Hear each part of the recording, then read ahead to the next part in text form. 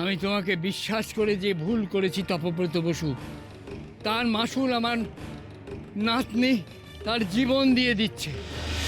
তোমরা নয়নের অনেক বড় ক্ষতি করে দিয়েছ, কিন্তু আর না, আমি নয়নের গায়ে তোমাদের ছোঁয়া লাগতে দেব না। নয়নকে ব্যবহার করার এই নোংরা চক্রান্ত আমি আর চলতে দেব না। শেষ তপব্রত বসু, তোমার সঙ্গে চিরকালের মতো সব সম্পর্ক শেষ।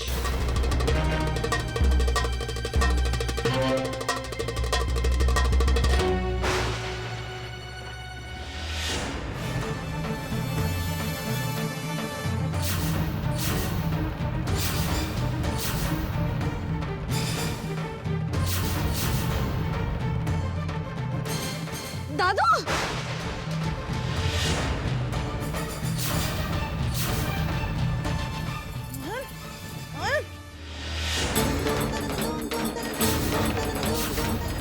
নয়ন, কি করছিস? পড়িস না।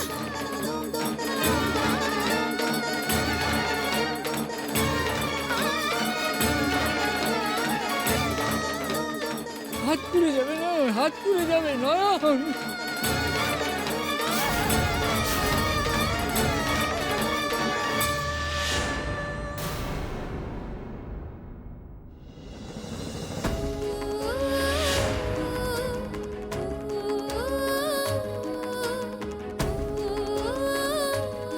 কি করলি নয়ন? নয়ন, নয়ন,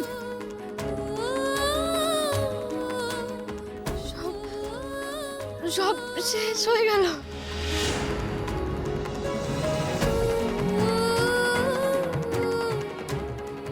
কি করলি তুই? নয়ন, হাতখানে কি অবস্থা করলি রে মা? কি করলি এটা?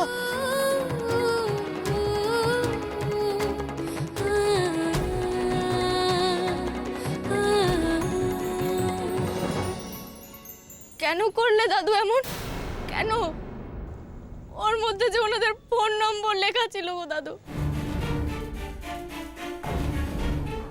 এখন যে আমি দৃপ্ত বাবুর কোনো বিপদ দেখলেও ওদের খবর দিতে পারবো না দাদু। মানুষটাকে যে আর বাঁচাতে পারবো না গো।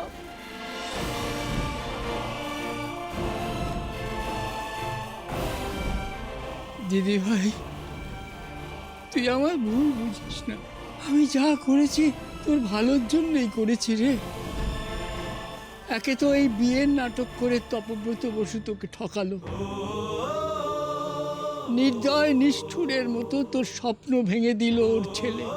তারপর ওদের লজ্জা হয়নি, ক্ষমা চাওয়ার নাম করে তোর কাছে কার্ড দিয়ে গেছে।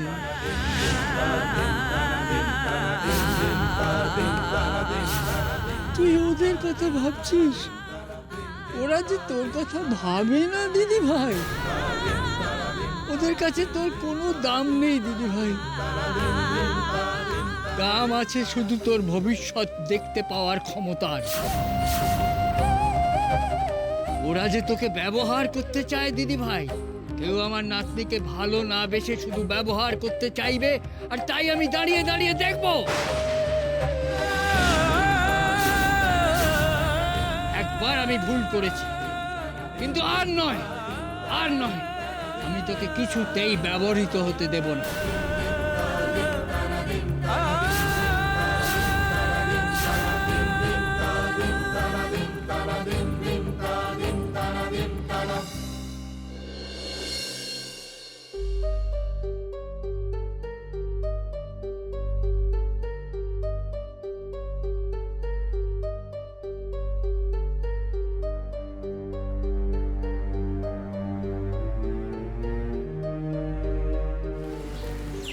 বাবা, আমি তোমাকে গাইতে যা বলেছি সেটা আশা করি তোমার মনে আছে।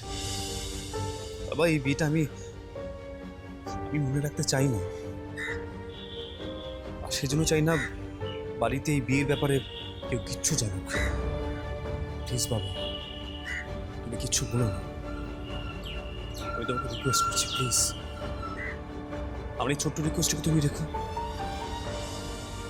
প্লিজ। প্লিজ। আমি আসছি, তুমি এসো।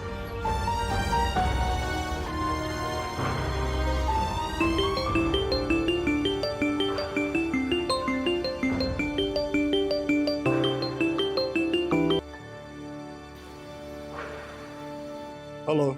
হ্যালো তপব্রত বাবু, নমস্কার। আমি থানা থেকে বলছি। ও হ্যাঁ, বলুন অফিসার। আপনার গাড়িটা সারানো হয়ে গেছে, তো ওটা কি আপনার ঠিকানায় পাঠিয়ে দেবো? হ্যাঁ, তাই দিন।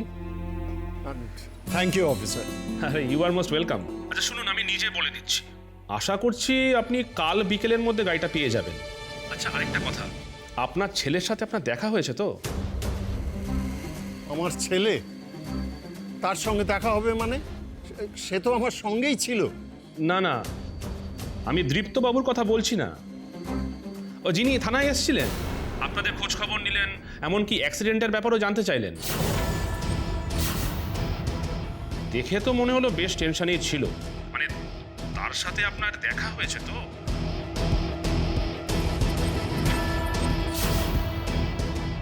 আমার ছেলে খবর নিতে গিয়েছিল।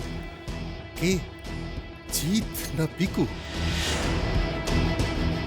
একটা ব্র্যান্ড নিউ কার, তার ব্রেক অয়েল লিক করলো, তার চাকা খুলে গেল। এই সমস্ত ঘটনাগুলো খুব একটা ন্যাচারাল নয়। এই সমগ্র বিষয়টা কেউ ইচ্ছে করে ঘটায়নি তো? হ্যালো। হ্যালো তপব্রত, দীপু ঠিক আছে তো? তাহলে কি আমি যা সন্দেহ করেছি তাই?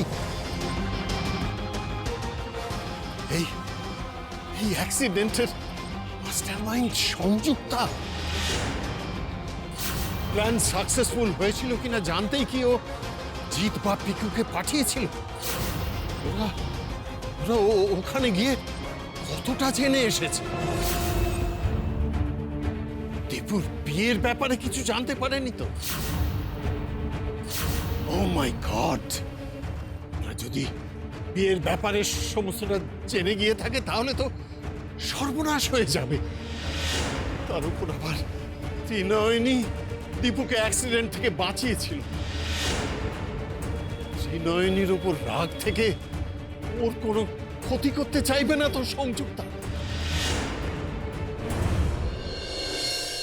দেখ দেখি হাত কান্নার কি দশা করেছিস। হ্যাঁ, আরে কেমন দগদগে হয়ে রয়েছে। কেন যেরকম পাগলামি করিস না আমি বুঝতে পারি না। কাল রাত থেকে কতবার জড়িবটি লাগালাম, কিছুই তো কমছে বলে মনে হচ্ছে না। বাবাকে বরঞ্চ বলি ওই গাঁয়ের বাজার থেকে একটু অ্যালোপ্যাথি মলম নিয়ে আসতে। খুব জ্বালা পোড়া করছে না রে মা? অত চিন্তা করো না মা, যার কপালটাই পোড়া তার এইটুকুনি পোড়াতে আর কত যন্ত্রণা হবে বলো? চুপ কর না, একদম চুপ কর।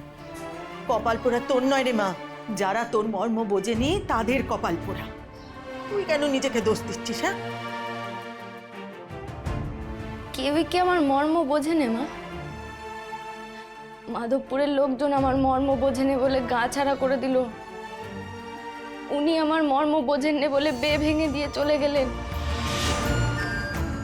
সত্যি কি সবাই এত বোকা মা যে আমার মর্ম বুঝবে না? আসল দোষটা আমার কপালের দোষ, তাই এমনটা বারবার হয়। কেউ আমার মর্ম বোঝেনি বলে তুমি আর দাদু নিজেকে সান্ত্বনা দাও, কিন্তু আর কদিন এভাবে সান্ত্বনা খুঁজবে বলো তো মা? এবার মেনে নাও না যে তোমার নয়নের কপালটা সত্যিই পোড়া।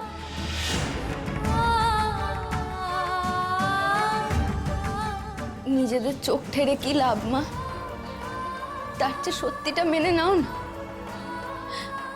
উমু তো কয়ে গেছিল, সবে তো কলির সন্ধে, দেখো ওই মেয়েকে ওরা শ্বশুর ঘর অব্দি নিয়ে যেতে পারে কিনা। দেখলে কেমন মিলে গেল কথাখানা। তোমরা আমায় নিয়ে মিছে স্বপ্ন দেখেছিলে মা, আমিও দেখেছিলাম। একমাত্র ঠিক বুঝেছিল কুমু। ও জানতো ওর দিদি পোড়া কপালি, তার কপালে সুখ লেখা থাকতে পারেনি। দোহাই নয়ন, একটুখানি চুপ কর না। নিজেকে এভাবে আর দোষিস না রে মা, আর দোষিস না।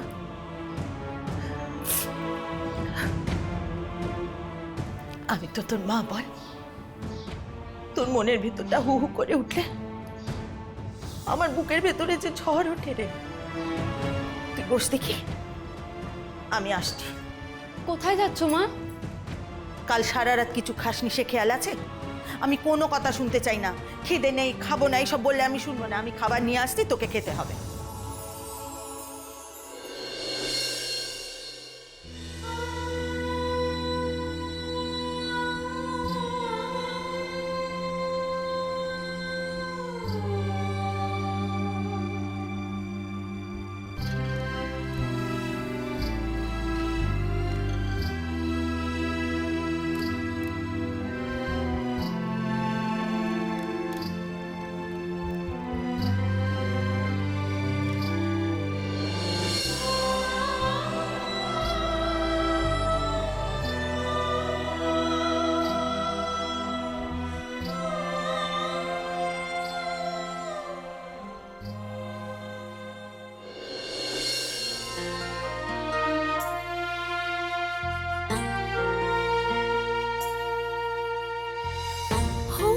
যতই কপাল পোড়া জনম দুঃখিনী, পরের ভালো করতে চলে সে জানিস মা, যাদের সিঁথির সিঁদুর অক্ষয় হয় তারাই ভাগ্যবতী রে। চোখের জলে বিয়ের পরে ভাঙলো বুঝি মনে করে রোজ সিঁথিতে সিঁদুর ছোঁয়াবি, কেমন স্বামীর মঙ্গল হবে যে তাহলে। অভিশাপ আর কেউ বলে রে আশীর্বাদ, কেউ বলে রে আশীর্বাদ। অভিশাপ আর আশীর্বাদে দোলায় দুলুনি, পরের ভালো করতে চলে সে ত্রিনয়নী, ত্রিনয়নী,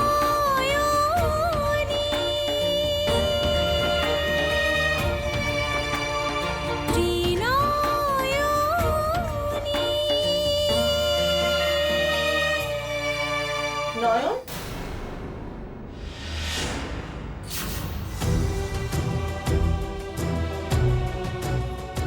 কি করছিলিটা কি তুই? সিঁদুর পরছিলি কেন নয়ন? তুমিই তো বলেছিলে মা, সিঁথিতে সিঁদুর ছোঁয়াতে যেন না ভুলি, তাতে স্বামীর মঙ্গল হয়। তাই তো আমি। চুপ কর নয়ন, শুনতে পাচ্ছিস না? দাদু বারবার বলছে এ বিয়ে ভুলে যেতে। কেন অশান্তি বাড়াচ্ছিস নয়ন? ওরে তো স্বামী যে এ বিয়ে অস্বীকার করে রে। সিঁথিতে সিঁদুর ছুঁয়ে তুই কার মঙ্গল কামনা করবি রে মা?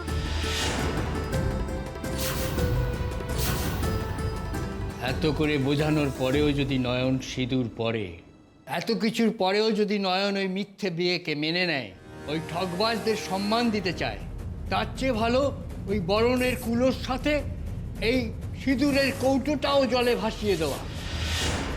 এই পাপ একেবারে বিদেয় করে দিই।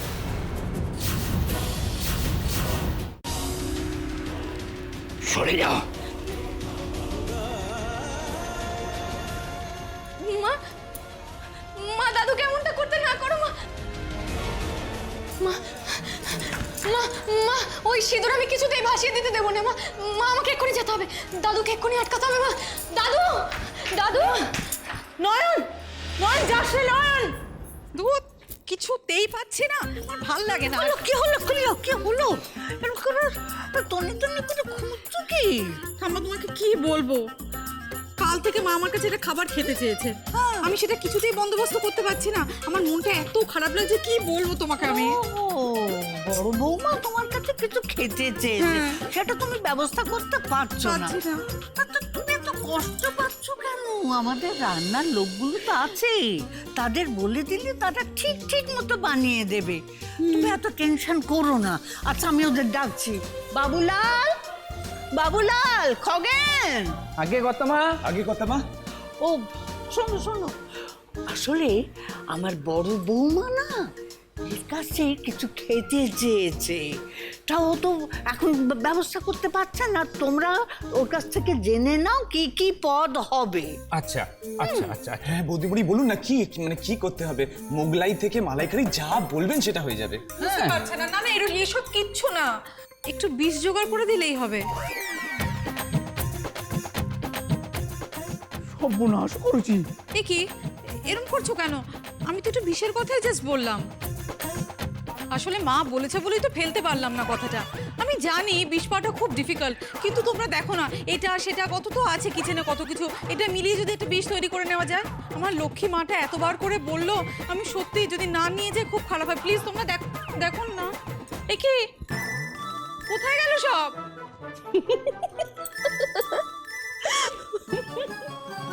কাকিমণি তুমি হাসছো কেন?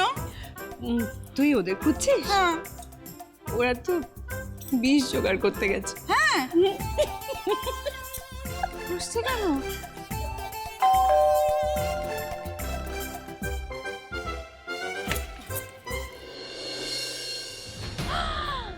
এ কি দাদা তুমি? আরে কথা বলছো না কেন? জুস করে দেবো? ওই দেখো চলে যাচ্ছে। শোনো না, কিছু খাবে? আমি না বরং জুস করে দিই তোমার জন্য, দেখবে ভালো লাগবে। দাদা কি হলো, কথা বলছো না কেন? কি আশ্চর্য। শোনো না দাদা, ভাল লাগে না, কথা বলছে না কেন? দাদা মানে দীপু এলো নাকি? হ্যাঁ কোথায় ও? আরে শুনলে না বেল বাজলো, আমি তো ভাবলাম কে না কে এসছে। আমি দরজা খুলে দেখলাম দাদা। আমি কত কথা জিজ্ঞেস করলাম, বললাম জুস করে দেবো, একটা কথা আমার সাথে বলো না, গড়গড়ি ওপরে চলে গেল। আমার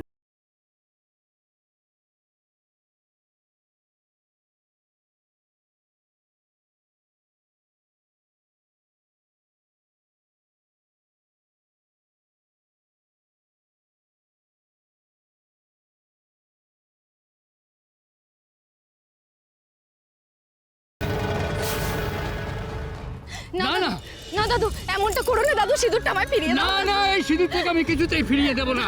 এই সিঁদুরের সাথে সাথে দীপ্ত বসুকে তোর মন থেকে আমি মুছে ফেলতে চাই। না দাদু, মা বিশালাক্ষীর সামনে যে আমার বিয়ে হয়েছে গো, উনি মায়ের পা ছুঁয়ে প্রতিজ্ঞা ফিরিয়ে নিলেও আমি তো পারবো না দাদু, আমি তো পারবো না।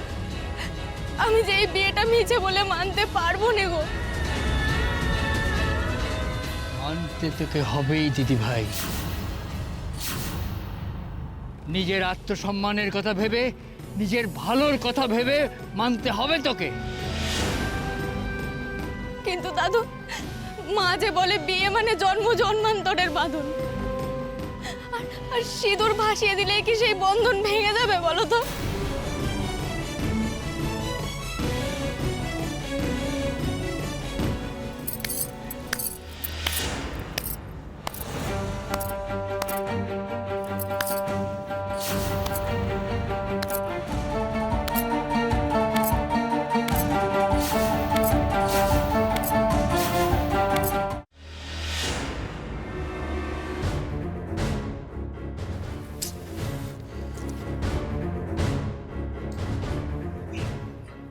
বাড়িতে তো চলে এলাম, কিন্তু কিন্তু এখন মাকে ফেস করবো কি করে?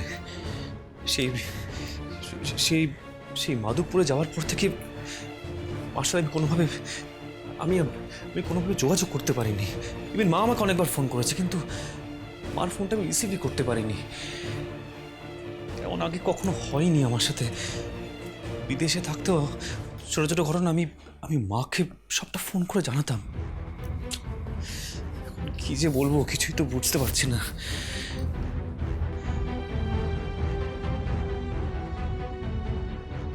এত বড় একটা অ্যাক্সিডেন্ট হয়ে গেল, মাকে এখন আমি কি বলবো, কি করে বোঝাবো যে বাবার কাছে প্রমিস রাখতেই আমি অ্যাক্সিডেন্টের পরেও মার সাথে কোনোভাবে যোগাযোগ করতে পারিনি। এর কথাটা তো বলতেই পারবো না। বলতে পারবো না যে মায়ের অনুমতি না নিয়ে জোর করে ওখানকার এক গ্রামের মেয়ের সাথে আমার বিয়ে দেওয়া হয়েছে। এত কিছু মায়ের থেকে আমি কি করে লুকোবো, কি করবো আমি এখন? কি রে দিদি, এখনো তুই এখানে? শ্বশুর বাড়ি গেলি না? শুনলাম তোর বর নাকি বিয়ে অস্বীকার করে চলে গেছে, বলে গেছে এমন অলক্ষণে বিষমুখী মেয়েকে ঘরে তুলবে না।